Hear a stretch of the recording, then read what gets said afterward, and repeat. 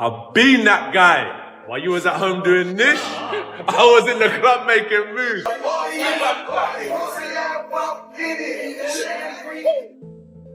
Paul, if this is not going to be, curated into a little dance around exhibition, could find himself in the way of getting seriously hurt here, like Francis Ngannou did. Francis Ngannou was an MMA fighter that got blasted out by Anthony Joshua. Anthony Joshua has finally broken his silence after Jake Paul's new training footage sent shockwaves across social media, with fans analyzing every slow-motion punch and power combo from Paul's latest camp video. Joshua's reaction adds fresh fuel to the rising hype. As a former unified heavyweight champion, AJ is not someone who gets impressed easily, yet he's clearly paying attention. And with Paul appearing sharper, faster, and more disciplined than ever, Joshua's response shows a mix of respect for Paul's improvements and confidence that his own experience will ultimately take over when the two finally touch gloves on fight night. Anthony Joshua should not get in the way of Fury and Joshua. Really, in my view, it's an absolute joke. It shouldn't be sanctioned. I really don't believe it should be sanctioned. I have a sneaking suspicion that it would be a very big fight. But the biggest thing is us rubbernecking to actually see if they do get to the point where they step in the ring together. Because Jake Paul's an area level fighter, a British area level fighter, and Anthony Joshua is still a killer and a live heavyweight. That should not be sanctioned anywhere in the world, in my view. It's dangerous, mate. Very dangerous. It brings the sport into disrepute. The people that are talking about organising that, they should have a real hard look at themselves. But even Eddie Hearn's kind of teasing he doesn't like it, but you can see the glimpse of dollars. There's no price. There is no price. There shouldn't be. There's absolutely no price on the planet in order to make. Back when Paul was still developing his skills in boxing, Joshua offered what many considered a surprisingly cordial endorsement in a 2025 interview. When asked about Paul, Joshua simply said, "He's good for boxing." That early comment showed he was willing to acknowledge Paul's impact on boosting public interest in the sport, even as many doubted Paul's long-term potential. Fast forward to today now, the fight is real, not hypothetical, and the stakes are much higher. Paul enters with a 12-1 record and 7 KOs, facing the biggest challenge of his career, while Joshua, a former unified heavyweight champion, comes in with a 28-4 record. Anthony Joshua now. How do you think that's going to go? Man, Anthony Joshua, I don't know why I think Anthony Joshua would knock him out. No disrespect to Jake Paul, I think Anthony Joshua would knock him out. I'm saying like within like 2-3 rounds. Yeah. You saw what Anthony Joshua did to Francis Ngannou? Yeah.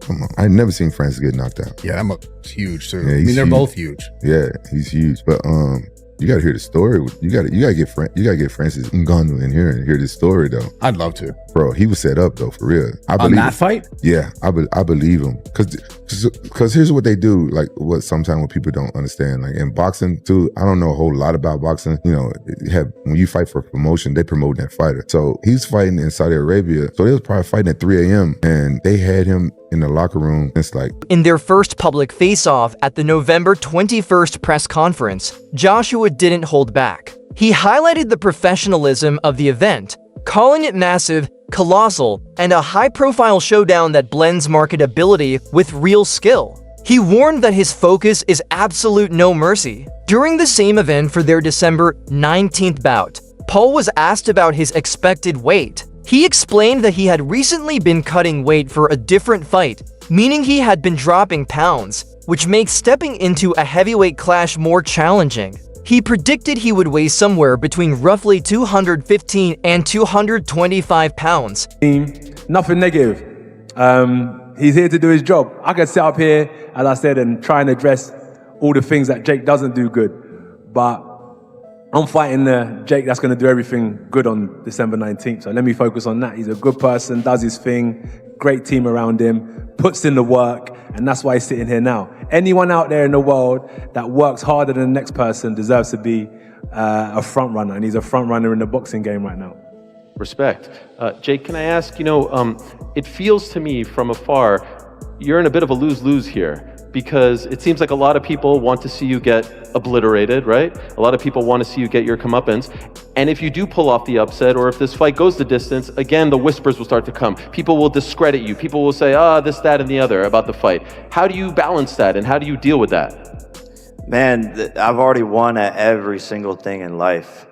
I'm playing on house money. I've accomplished all my dreams, said everything I was gonna do, from becoming, the first influencer to become an actor on Disney, to becoming the biggest YouTuber in the world, to rising to the top of boxing and having the largest viewed fight in the history of the sport. I've accomplished everything, so this is a win-win and another challenge for myself.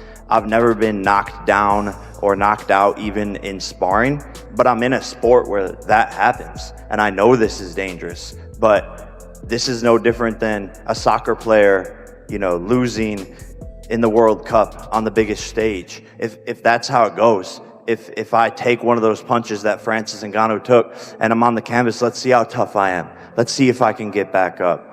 But I'm ready for that. I'm prepared for that mentally, and I know that he has to deal with me as well. This is not as one-sided fight as people think, and I have power. I have the ability to put people to sleep, and so that's why I took this challenge. And I know it's crazy and all of that, but I'm excited. I'm genuinely excited. My team's excited, and everyone believes in me, and that's all that matters. How much do you expect to weigh on fight night?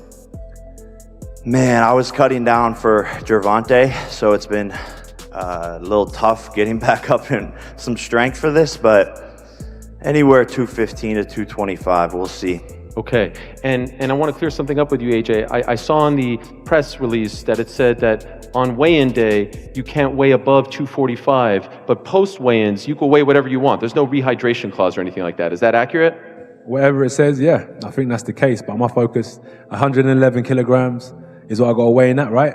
I do kilograms, not Yeah, pounds. I don't know. You stumped me on that one. What is 111? Should I look it up? Jake Paul says this fight is his moment to silence every critic who claims he only chooses smaller or washed-up opponents. He insists that by stepping in against Anthony Joshua, true heavyweight and former world champion, he's finally proving he belongs at the highest level. According to Paul, once he beats Joshua, every doubt disappears. No one can deny me. Their matchup is a fully sanctioned professional heavyweight bout under the Marquis of Queensberry rules, scheduled for 8 rounds of 3 minutes each, with 10-ounce gloves. Joshua must not exceed 245 pounds at the weigh-in to keep the matchup competitive. A winter loss will officially count on both fighters' professional records. This is the real deal.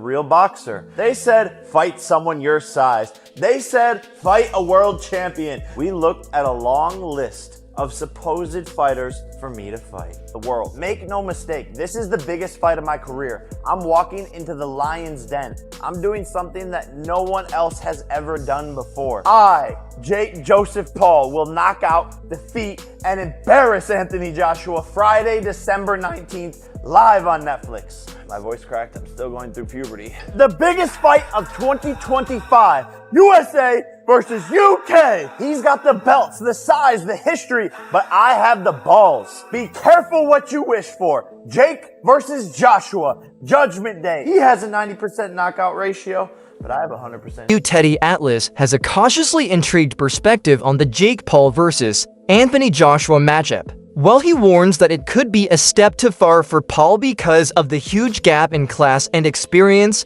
he doesn't dismiss the fight entirely. Atlas points to Joshua's recent knockout loss and long layoff, suggesting that lingering doubts ghosts in his attic could make him vulnerable, even though he acknowledges Joshua is still the more skilled and powerful puncher. Atlas says he's willing to see which version of AJ shows. Having said all of that, this might be a step too far. Now, when I say it, I'm also, I try to be responsible. I've been in this game 50 years, so I know where not to step, where you could twist an ankle, or worse, you could break a leg or fall down. When I say that with the understanding, too, that Joshua's coming off being knocked out. Joshua hasn't fought for a year, right? But it's about a year. And there's some ghost in his attic. There are. I mean, I don't know. I don't know if he's gotten rid of some of them, but I know that in the position of a fighter coming where he's coming from, there are ghosts in your attic. I don't know if those ghosts are still taking up space. I don't know if maybe there could be no better exorcism for those ghosts than fighting a Jake Paul. That might be just the exorcism you need to clear out the attic. I don't know. That's the problem. We don't know. That's the mystery part of this. That's what makes it so, it makes it two things at once. Intriguing and... Ryan Garcia talks about the potentially life-changing impact a loss could have on Jake Paul. He notes that Joshua's power should never be underestimated and that a defeat could hurt Paul not just physically in the short term, but also in terms of reputation and the future direction of his career.